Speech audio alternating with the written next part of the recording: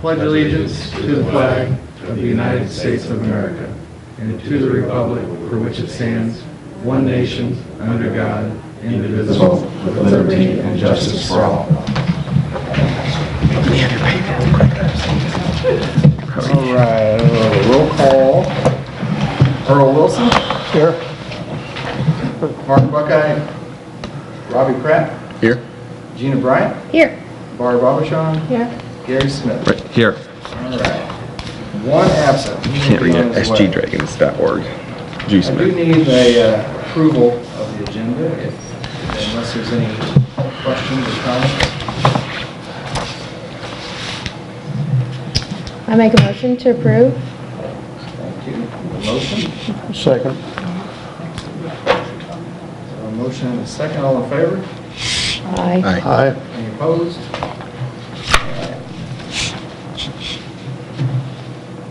Before public comment, I think I emailed you all, but I just want to say thank you. I know we've had some conversations about this commission, but the mayor appointed you all, I guess, last month, and so thanks for serving on the board. I appreciate it. Public comment.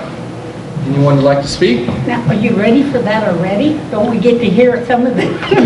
Well, public comment comes first, but you can Okay. certainly ask questions later. Okay, well, first of Bob all, Harvey, you have to go to this podium up here and state your name, thank you. who you are.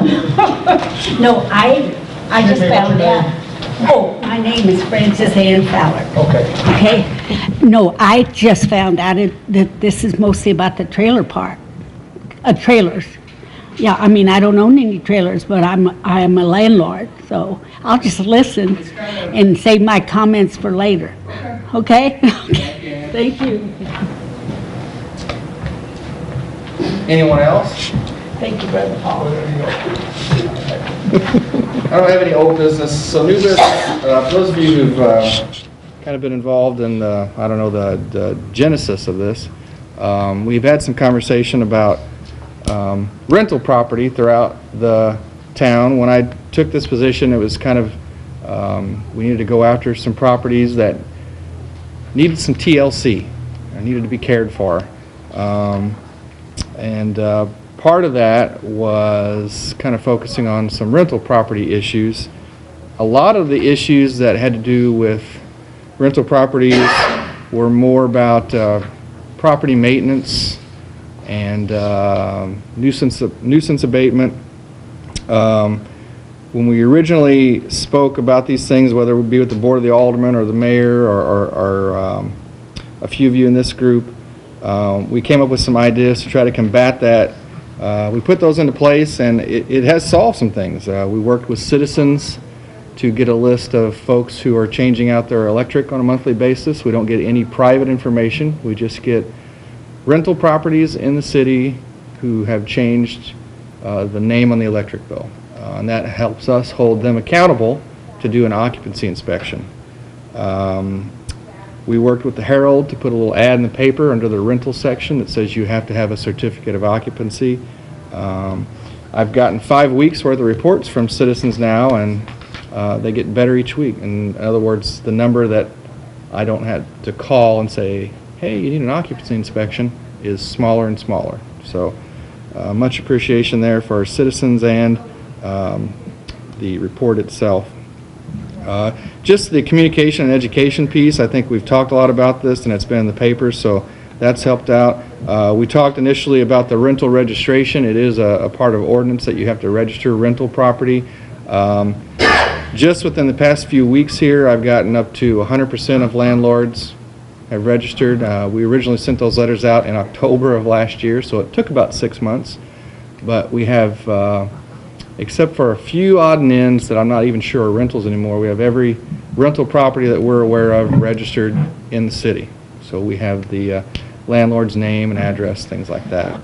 And then we also talked about, again, in the beginning, kind of the number of people living in rental properties, and we went after that from the standpoint of we already have adopted property maintenance codes, and in that property maintenance code is a formula for determining how many folks can live in a facility or a dwelling.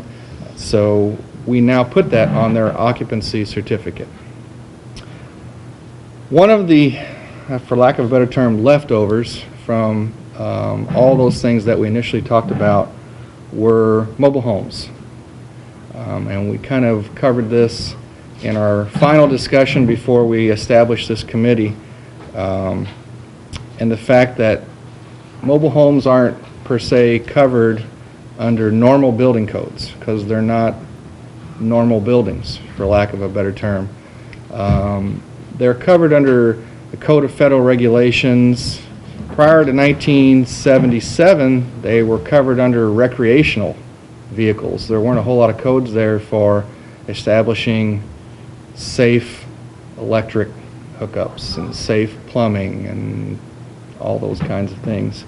And a lot of the mobile homes around town that have issues are these pre-1977 mobile homes. And not to say that some of the landlords aren't working on them, but some aren't, and they probably need to be addressed. So that leads me into, if you saw a new business that said discussion of rental registration, we kind of did that, discussion of rental property related ordinances. So I sent out to you a few documents for us to discuss. One is basically adding, we have a list of codes we adopt: building code, residential code, electric code, fire code, plumbing code, heating code. There's an addendum to the residential code called the manufactured housing code, and I'd like to get that adopted in. Just keep in mind, that's this handout here. That only covers the foundation, footings, piers, utility service. It doesn't cover the structure itself. Okay, but it at least is a jumping off point. What's the definition of manufactured housing? Manufactured housing, I couldn't recite the definition to you, but it's basically not constructed on site. So for a mobile home, obviously it has a chassis and wheels, can be parked, can be moved, even though many of them aren't moved. Manufactured housing per se, though, can also be a modular home, picked up and set on a foundation. The definition covers both of those. It does cover both of those. We're not necessarily focused on modular homes here, more mobile homes, but this would cover both of those. I guess we'll go at this in stages, and we don't have to make decisions today. Keep in mind, I did want to go over, I went over this previous to this meeting. Our goals are really improved safety and sanitary conditions for tenants and landlords, improved property maintenance, to give renters and landlords equal and fair consideration, and to somehow come up with an ordinance or a procedural or amendment or change that makes it more capable for the city to hold all of our folks accountable. Any thoughts on this first document, which would be adding the manufactured housing code into the code book?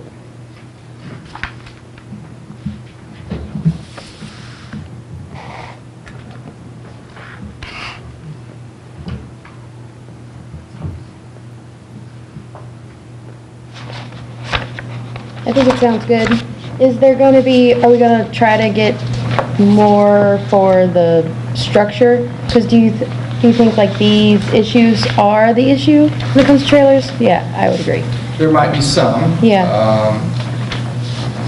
But no, that's what we're going to get into on the next documents. Oh, okay. Again, this is really footing, foundation, pier, utility service, so that if there's a central AC unit that connects that, and also the tie downs. So that's important, that they are secure in the face of a tornado or strong winds. But yeah, there's more to come. If you went in for an occupancy inspection for a conventional house and there was a hole in the floor and you could see into the basement, you would cite the portion of the building code that doesn't permit that. Yeah. What about similar circumstance for a manufactured house? Does this code that we're proposing we adopt What I would Cover that say, kind of this thing would cover the things that I listed, so the potential citations would be that it isn't properly anchored. Maintained. Anchored. The property maintenance covers some of the stuff we're going to talk about, but not all of it. That's why, proposing some of these other things that you have. They are on the table in front of you if you don't have copies with you. But yeah. This one starts out add the following to City Code Chapter 500. This is really just a basis.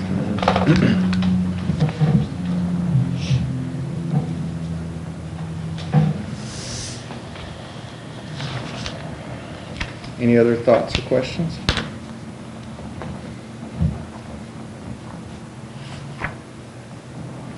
Okay. If you think of anything, let me know. I mean, it sounds like this is, acceptable, except we need something more.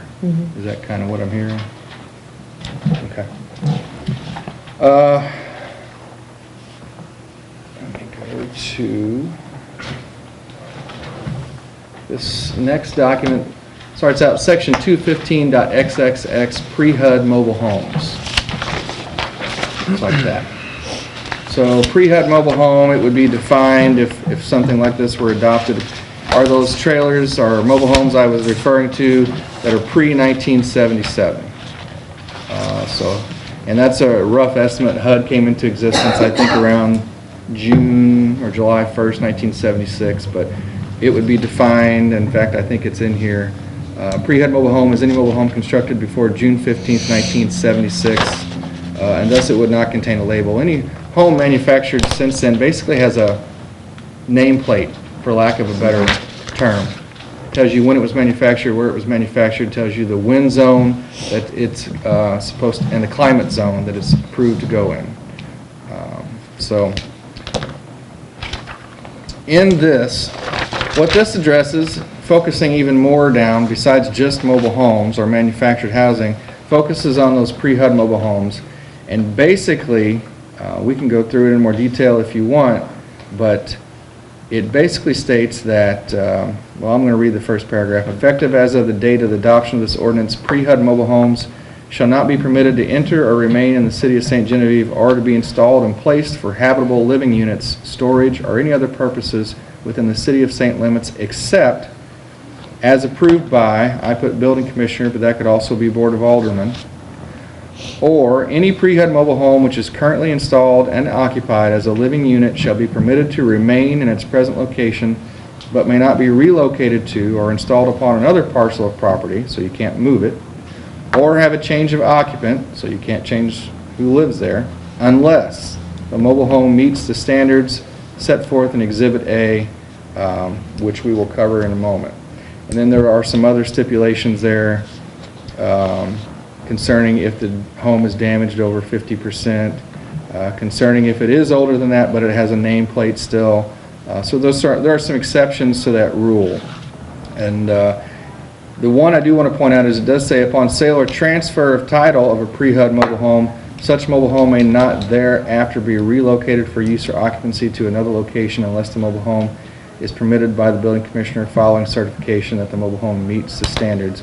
In other words, you can't just sell these and get rid of the problem. So you still have to, according to this, we would still have to get the trailer to pass this Exhibit A or be approved by the building commissioner or the board of aldermen. In other words, it gives the building commissioner or the board of aldermen or whoever we want to deem this power to, the power to go into these and using these other forms that we'll cover in a moment and inspect them and okay them for occupancy in addition to a normal occupancy inspection. So how are you gonna, if I'm a landlord, say I own one of these one of these old mobile homes, and I have a renter, and I wanna just go ahead and give it to them, how are we gonna catch, how would that be caught? So two things. One, that's a transfer of title. Okay. Technically, so it would be covered. What I want to do, and again, seeking some feedback, is call, the state has a division that kind of helps with mobile homes. or audits them or inspects them on their own when asked to do so, but it's one person. But I would like him to come here and kind of walk us/me through what he inspects, what he looks at, and where he finds these nameplates, for lack of a better term, because they can be, bless you, because they can be in several spots. And then how do we go about getting the information whenever a title transfer occurs? Because obviously we get, when a home sits on a piece of property, changes hands, and that has to be recorded with the recorder of deeds, we get that information through the county assessor, so we know who owns each home and who owns each piece of property. These, though, sit on someone else's property. So when they change hands, we don't always get that information. They're figured, but isn't a title to a home, they treat them like cars. I do have something to say about that. When someone, this whole, let's lease to own these trailers, you gotta look at it as the person living in the unit not getting scammed, because these units cannot be moved, they are in disrepair, so then they say, oh, well, you're gonna lease to own it, so that way the owner of the trailer doesn't have to make repairs. So then they kind of get the person living there to make these repairs, but they think they own something to where they really don't own anything, because the trailers cannot be moved.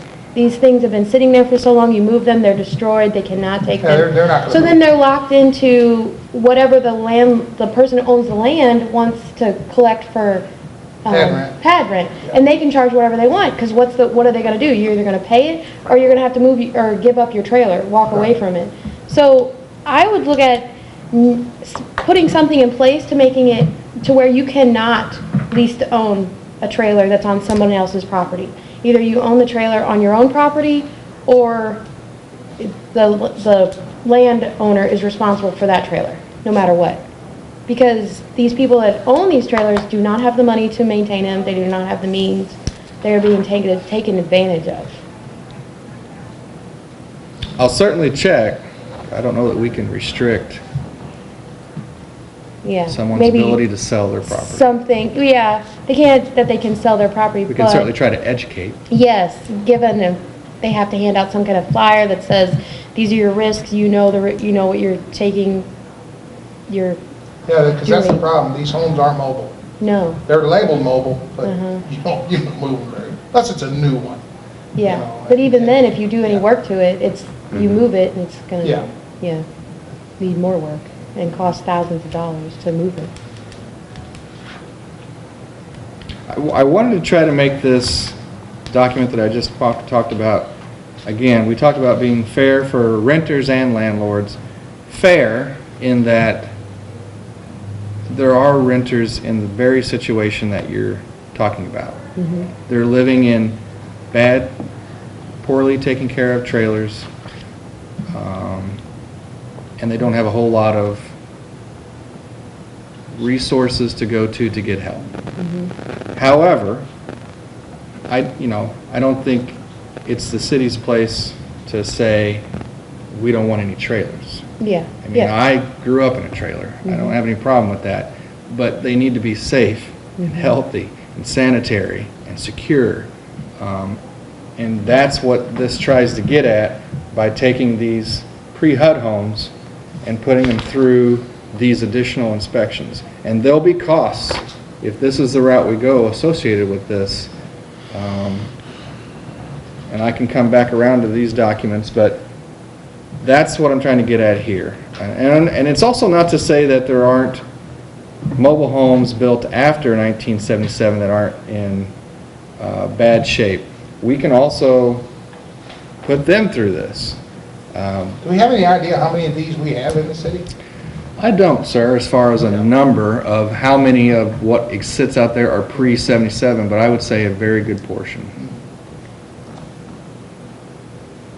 Or again, too, and for your poorer people, they're living on shamefully minimum wage, and there's a lot of people in this community that do that. They do. It is a good deal. They're thinking I got my own home, and like Gene said, it's just they got a problems is all you do. It's not affordable because the heating bills are outrageous because they're not insulated. It's not a good, but we do have a lot of people that we want to take care of. Yes. You know? And like I say, on the other end of it too is the landlords too. They've got an investment, so. They do. I'm trying to balance both, Right. but the genesis of the issue is the trailers that are in really bad shape. And so those aren't good landlords. Yeah. A landlord once said to me when arguing about the repairs that we were insisting that he made, that he'd have to raise rents, and poor people need a place to live too.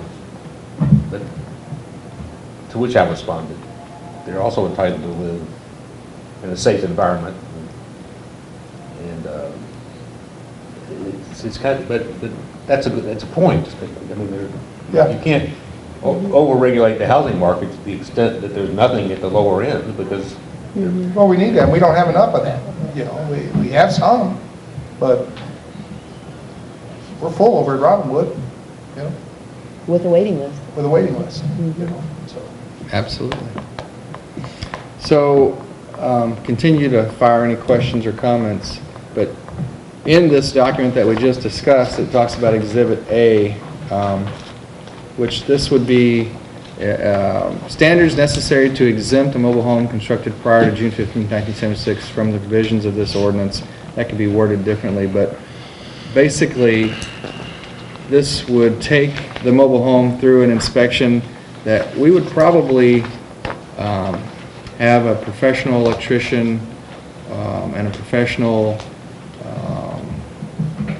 heating and air conditioning individual perform. I talked with those type gentlemen here in town, and this inspection particularly, and it's very specific if you took a moment to read through it. That's Exhibit A? It is. It would approximate, I would say, $150 to $200 to perform this. So who pays for that, I don't know. Does the occupant, does the owner, does the city? I don't know. I certainly don't want to throw more expense at those who already are having trouble, but I don't want them to live in a dwelling that's gonna, fall in either. part of the problem is even the post-HUD homes have safety issues, in my opinion. The wiring doesn't meet the current electric code, even when you approve them. They're a little riskier to live in. They are. I mean, if you're not standard or familiar with mobile homes, a lot of them are 2-wire instead of 3-wire, so they're not grounded.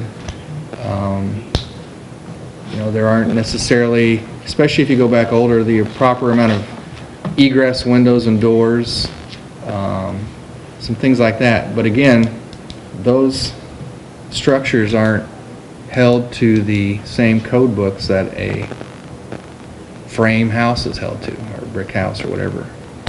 So that this document again would really get at the gist of, is there proper egress? Is the electric system in good operating condition? Is the gas system? Is the water system? Is the sewer system?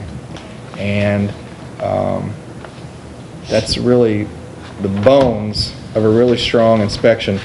This other document looks like this, says used mobile home minimum standards occupancy pre-inspection, is basically a combination of several documents from other municipalities that do something like this in conjunction with our own occupancy inspection, which several of you are familiar with. You're either landlords or directors of facilities. This would be applied to mobile homes only, and it is a little more detailed. Things like all floor, wall, and roof systems shall be structurally sound, properly secured, free of holes, and intact. We find that sometimes. We go into a trailer and the walls are there and the roof is there and the ceiling is there, but mean, if I put a significant amount of pressure on my foot, I could probably put it through a spot in the wall or the floor. I don't do that, obviously, and Mike, our inspector, doesn't either, but the wall's there. So, you know, from an occupancy inspection standpoint, it passes. And there's no, you know, tool that we have that we can attach to a wall and say, oh, well, this can only withstand 10 pounds of pressure per square inch. We don't have that capability.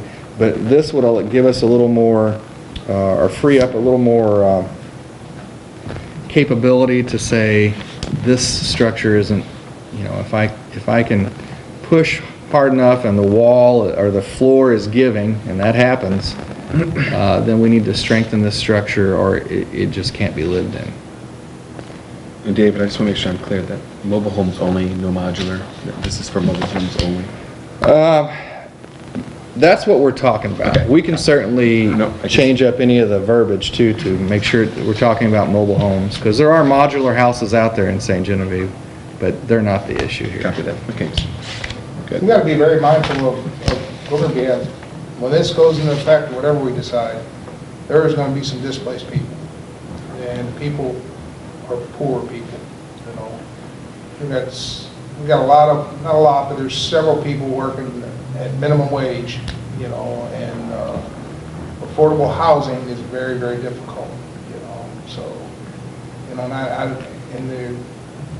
and what's the cheapest rent you have for your houses? $325 for a 3-bedroom house. But That's she's what- been with me forever. No, I was gonna say, wow. That's a good Can I ask price. a question? Certainly.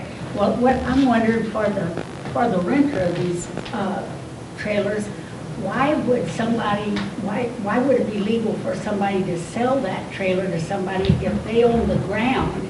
And if they're saying rent to own.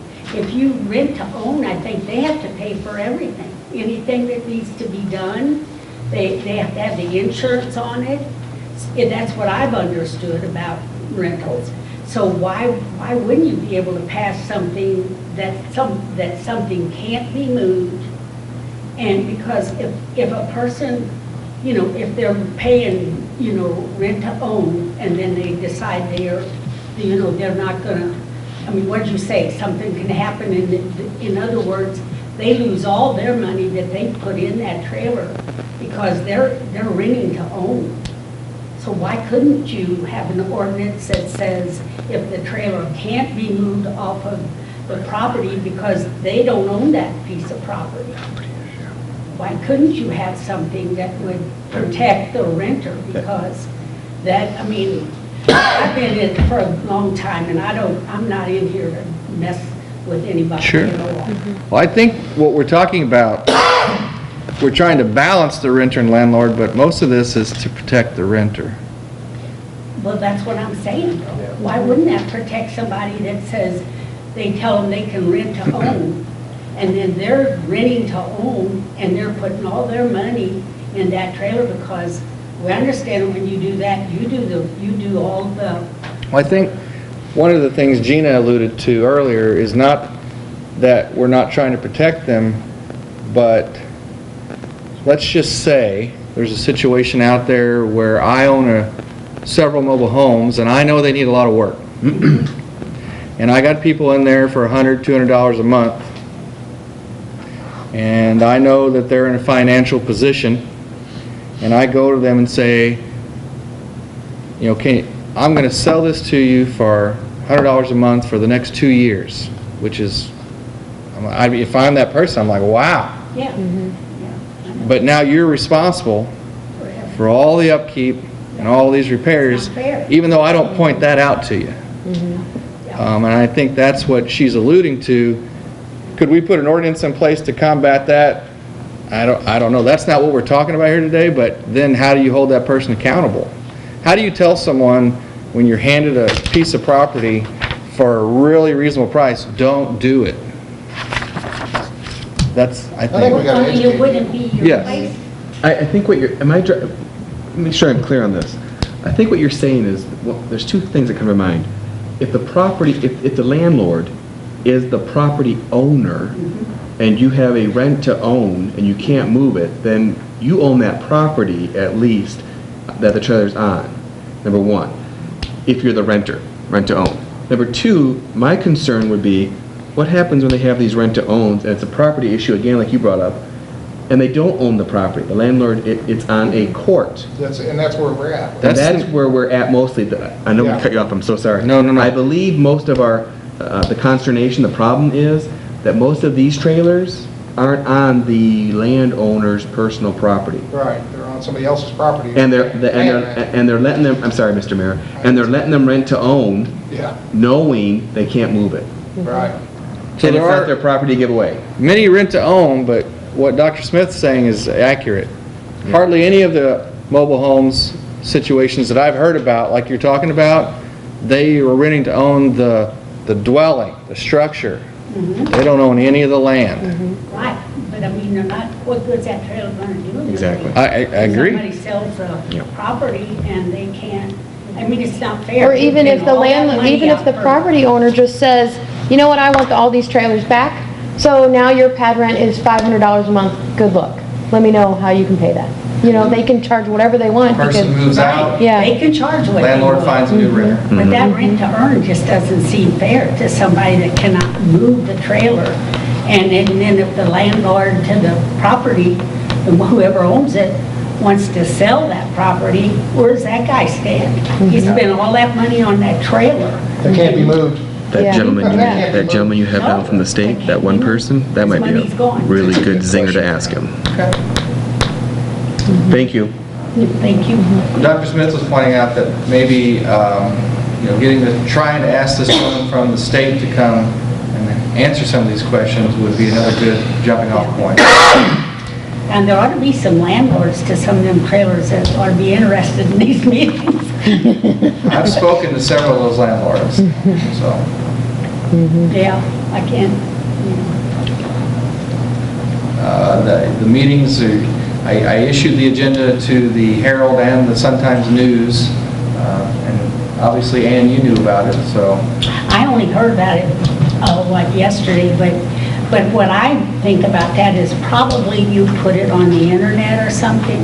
I didn't, but the Sun-Times did. Okay, I have no access to that. And so most of the time, and I don't have the public station on my TV, so I don't really get anything, and I don't come into City Hall. I come in, I put my bill in the slot and go on. You should walk in. Ms. Ballard, do you get, and I don't have time. This may be none of my business, but do you get the paper?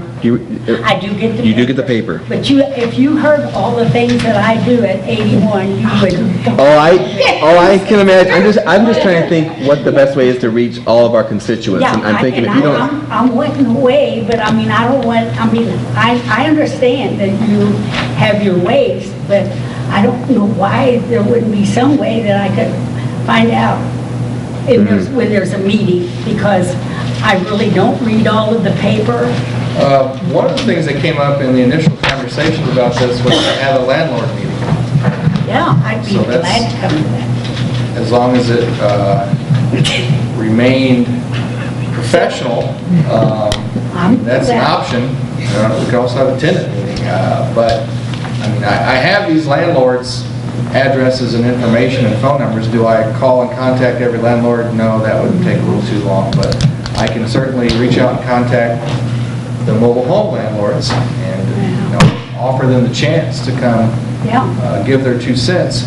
But And hopefully the renters would come too. Well, okay. do any of you have any thoughts to the negative or positive on these documents that I've given to you?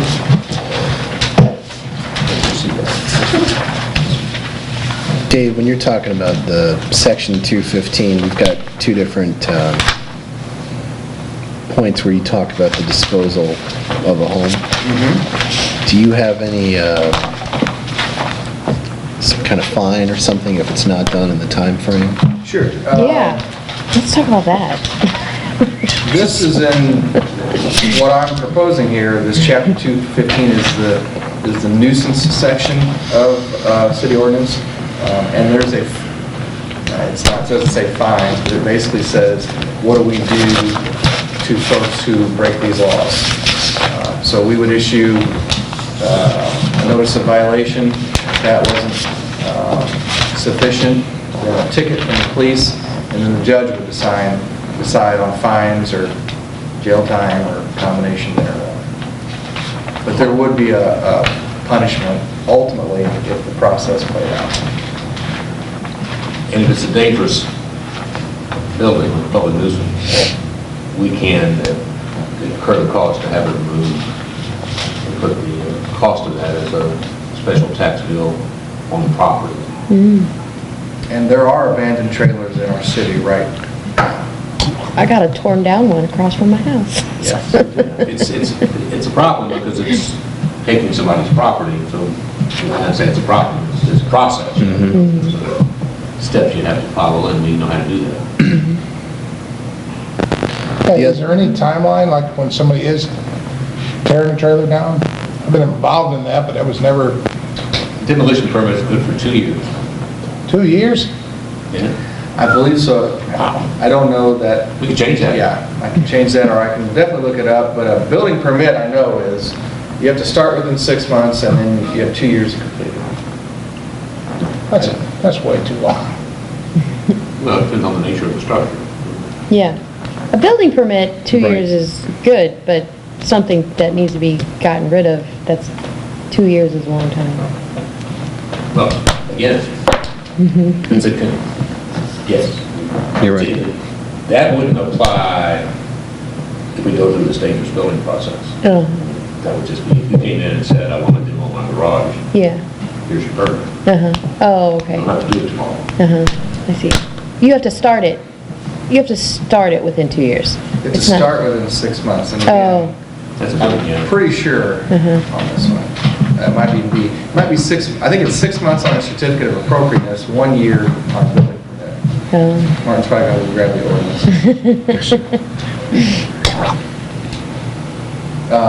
Robbie or Earl, you were saying something. Well, I was just going to ask everybody else present what they thought of the 180 days. I think it's... So, yeah, on the section 215, it says, effective as of the date of this ordinance, any abandoned, is that what you're talking about? Yes, yeah, for... Any abandoned mobile home must be removed from the city of St. Genevieve or otherwise disposed of in a legal manner within 180 days of the date the mobile home is abandoned. So that date would first have to be established, and then they'd have 6 months to dispose of it in some way, Excuse me. shape, or form. What was your thinking on that, if I may ask? I didn't necessarily, I just wondered out sort of in my head if it was too much, too little, just right. Good question. I guess it just depends on how they're getting rid of it. I mean, you know. Well, and Give them 6 months to get rid of it? Yeah. I think that's plenty of I time. think Yeah. it's... It's certainly Yeah. feasible to get the work done. It's I mean, too much. yeah. Even if you're taking a trailer down, 6 months is plenty enough time to get rid of it. Even if it's in the middle of the winter, any time of the year, you're gonna have Part, it's a, you know, good weather. and I don't think it needs to be any longer than that. You know, Yeah. Otherwise, it just gets prolonged. Yeah. Yeah, they're gonna wait until the last month to do it, no matter what. Right, so I think you stick with that. I like that. I think that's fair to the person who owns it. Yeah, because you don't want to make it too short to where it makes them, Yeah. then they're gonna seem like it's impossible and then they won't even start. Again, fair to the renter, fair to the landlord. Yeah. Good balance. Did you have a question, Dr. Stein? No, I'm just thinking, thank you, sir. Does the group think this is too much? No. Okay. Because it's certainly more,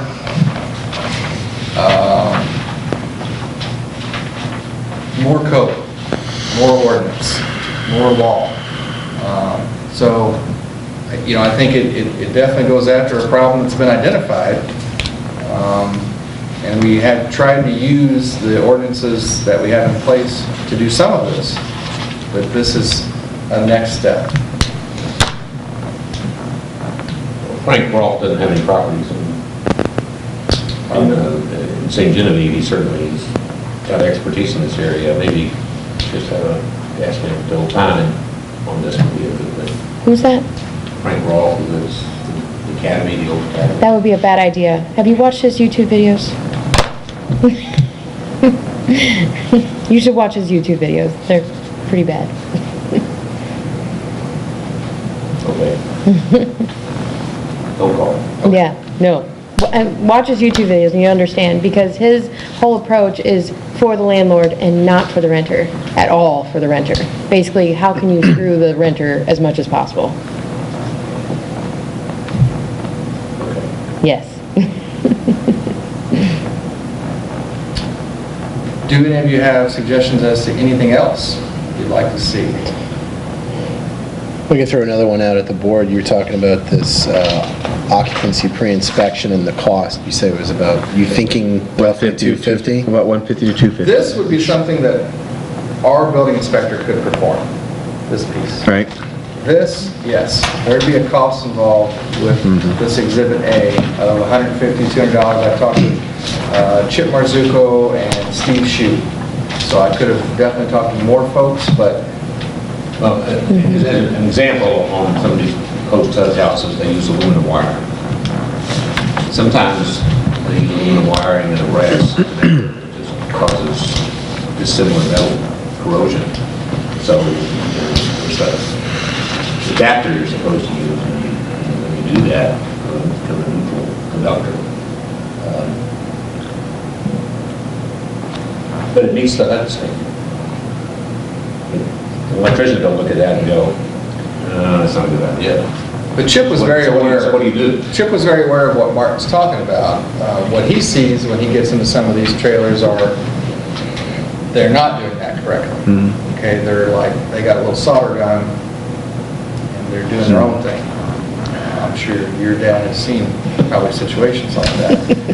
And that's what he would look for. He wouldn't be taking off, or whoever would do this, not he, wouldn't be taking off every light switch and receptacle, but we'll probably check a few. In some trailers I've been in, the wires are just hanging loose. So now that doesn't pass a standard occupancy inspection, but that's kind of what I'm talking about, that we do a more detailed electrical, a more detailed gas inspection. Water pressure can basically be tested with city water.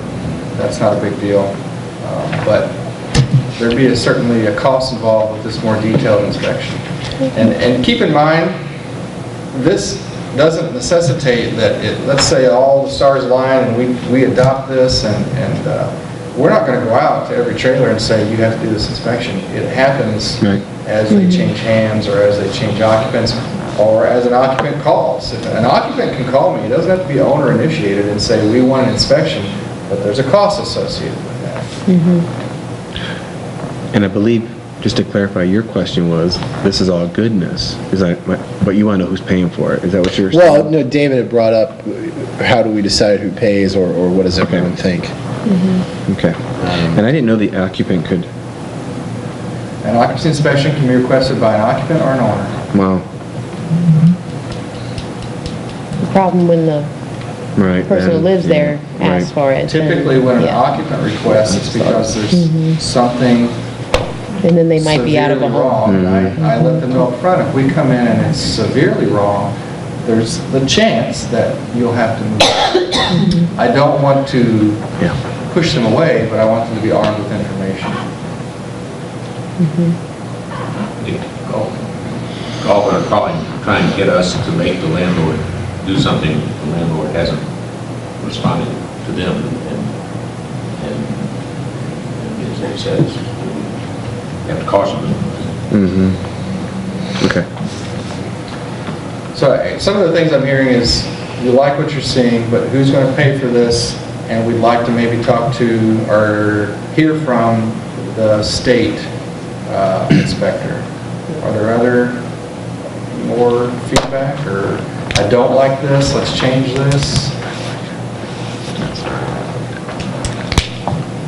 Are you talking to any surrounding communities? I've checked with surrounding communities, and surrounding Farmington, Perryville, Festus, none of them have anything like this. But it does exist in the state of Missouri, in some municipalities, and definitely beyond Missouri, particularly is prevalent in what I would call Tornado Alley, which we're not that far from. But when you get into the Oklahomas and those of the world where the mobile homes need to be safer and certainly need to be strapped, it's more prevalent.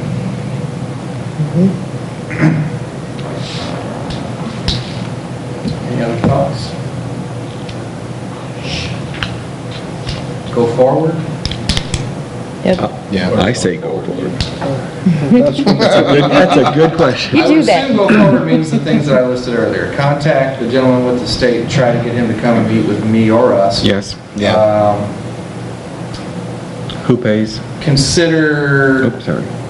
adding something to this, or I'm sorry, to this that states how it's paid for, or come up with a solution to that. I don't think there's any question.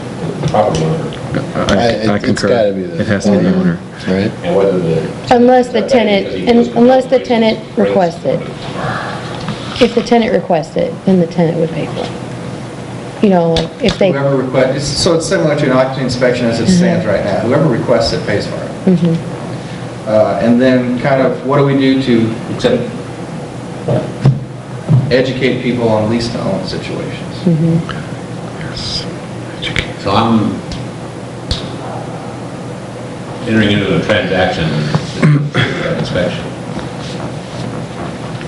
It's not my option whether or not to get it. We're going to require it, is that correct? Right, So there's no request about it. right. In that case, In these situations, yeah, I guess, with an occupancy inspection, you can call and say, hey, come do an occupancy Right. inspection. This, as it stands right now, would be triggered yes. by a change of occupant or a change of ownership. And my understanding that we think that if there's a change of occupancy, then the owner should pay for the inspection? I think that's where we were going, right? Yes, I think that's where we're going. is there a certain amount of time on that? Owner of the home, the mobile home. Yes, sir. Yeah.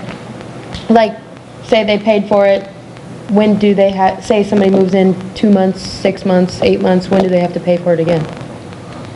An occupancy inspection, well, you're probably right, Yeah. it's good for a year. Oh, but I mean the, So on this, that's a the- good question. How long is this good for? uh-huh, That's a good question. yeah, because Yeah. I think a standard occupancy, you know, is the year, every year that's good, because then you could see stuff. But then this one, where the owner would have to pay for and be more expensive, then it would have to be at least 2 years. Think so? Yeah. Well, I think we need Unless, to highly encourage, as of right now, you know, come up with something and educate some people.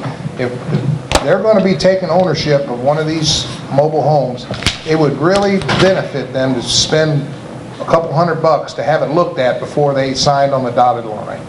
Because otherwise, when if they don't and they sign, it's on them. But if they do, if they come and have something like this performed prior to taking ownership or lease to own of that trailer, that they would know what they had. And they might say, hey, well, we're going to take it anywhere, we're going to make all the repairs, but it's got to be educating some people. What are the logistics of the inspection? Would the city schedule those with the various HVAC electrical contractors to do this, or? I haven't gotten into that, but I would think, yeah, once someone called and said, I'm going to buy this trailer, could you come look at it? My thought is we would call and schedule that inspection with the appropriate professionals. We'd go out and do this piece of it, hopefully all within a matter of a week or two. That's usually how quickly we get to inspections. What do you think? It's different from the inspections that we do, because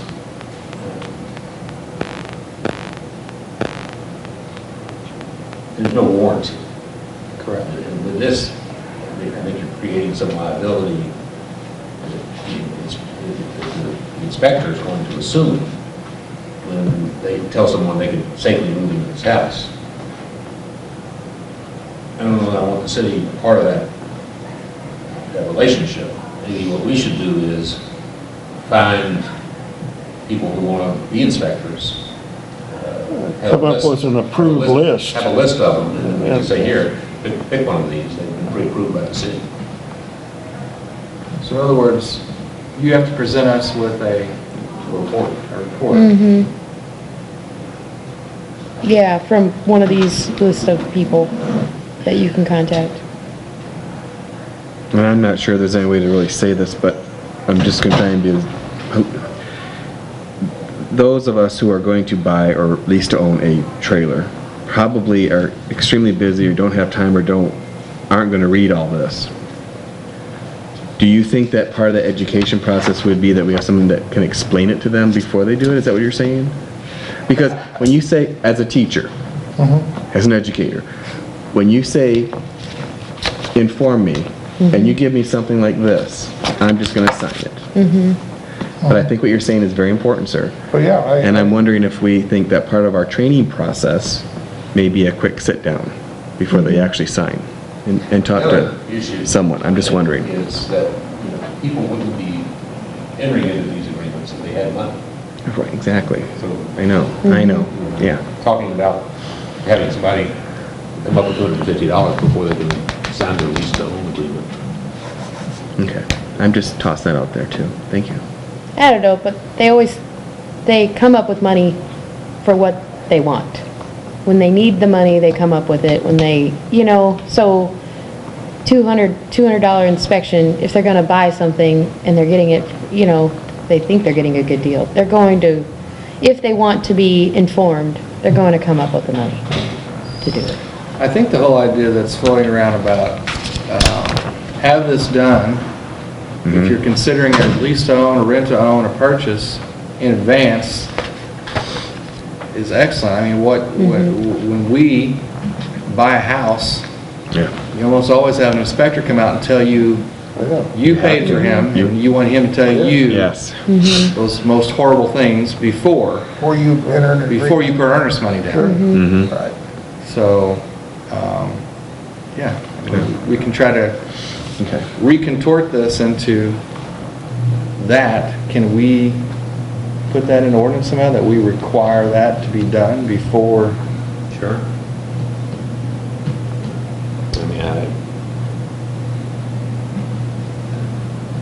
I think maybe we need to not just present an ordinance one night to the Board of Aldermen. That's something we need a work session.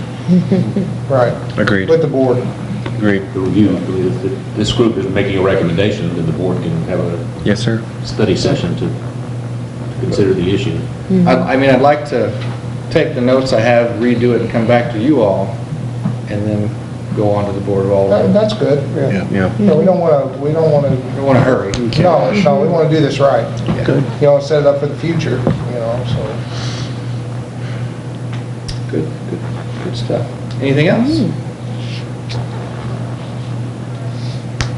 Any concerns? I mean, I have definitely geared this conversation towards mobile homes. Any other concerns on the part of rental property? I think the things we talked about initially when we just got together as a group, we've put in place. What's the future of this commission? I think the future is we continue to meet until we have a solid recommendation to the Board of Aldermen. I would need a motion at that point when we come to it to make a recommendation, and then I'll take it to them. We'll see what they say, because I may come back then. So it's a year appointment for the 5 appointees, but it doesn't mean that it'll take a year.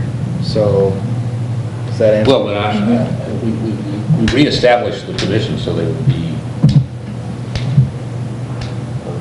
kind of a fixture in the rental housing regulations of the city. You anticipate quarterly meetings or as-needed meetings, or what do you think? I do anticipate quarterly. So, maybe it's not 3 months this time, maybe it's 2 months, so that I can, fashion this better for the Board of Aldermen. And then if that's adopted, or some version of it's adopted, we come back, we meet, and see if there's other issues that you all would like to bring forward and go in that fashion. And I know this has been mainly about the mobile homes, but as far as other rental properties, we already have some codes established when there's a transfer, there's going to be and when you change tenants, you apply for an inspection. Yeah. Okay. So that's going to continue to. I think our biggest problem has been addressed Yeah. with the cooperation of citizens alike. Right. I Yeah. think our codes are, I think, are And this looks good. It's good stuff. The partnership with citizens was a big win. That was a great job. So I understand the process correctly, just make sure I'm clear. You are going to go and you're going to take all this, put it together, come back to this, and, okay, and before you go to the alderman? Correct. Copy that, okay, thank you. I just want to make sure we're good on that. So we will most likely have to meet within a month or two? I'm going to say 2. 2 months, okay, thank you, sir. All right. Any other questions or concerns? and this is the easiest commission to, one meeting every 2 months for an hour. So thank you. Yeah, right? Thank you. Yeah. But it's a big time. All right. Here's a question, David. Sir. What's that? Yes, ma'am. So I got a question is, when do you think you would have a meeting with, will you let us know if you have a meeting with the landlords and the rental properties? Does the group think that we should have a meeting with landlords? We've tried before, and we get a handful of them show up. It's not something that Let us landlords, know, I'll be there. yeah. But see, We haven't got a great response. that's the thing, the people that would come here are the people that really probably don't need to be here, because I you're don't here, think we you're have anything to informed. go to them right this second. Yeah. I would think that once we come to the next meeting and this group says, that's the thing, let's take that to the Board of Aldermen, that then maybe then it'd be a good job or a good idea to talk to I don't think them. it's a bad idea to have a meeting of the landlords. I agree, and that's- Points out, the problem landlord's not gonna be here. Yeah. I agree, and that's one of the reasons I was asked about what was the format in which we could reach you as a city, and then, Well, and that's something I would like to, I can understand you can't call all of the no, landlords. well, You have an email? No What one- kind of info do you That's what I have? told you. I Yeah, don't have- we could- I don't Does have it vary any of on that. what you I don't have, phone, email. I am email? gonna get one though. I have phone numbers and addresses. phone numbers. I mean, like, we could, Couldn't you have a form letter? and yeah, just send it out to yeah, the just like landlords? address labels, print it out, can do fold that. it. When, though? After the next? Yeah, meeting? after we present something to the We board. can do that. And I don't think the meeting necessarily to impart this information, although we'll do that, but yeah, it'd be nice to have some input about how we could maybe do things better. Right. I'll call it, most of them aren't shy. An information meeting kind of thing. Yep, Sound good? Sounds great. I perfect. would certainly entertain a motion to adjourn. So moved. Second.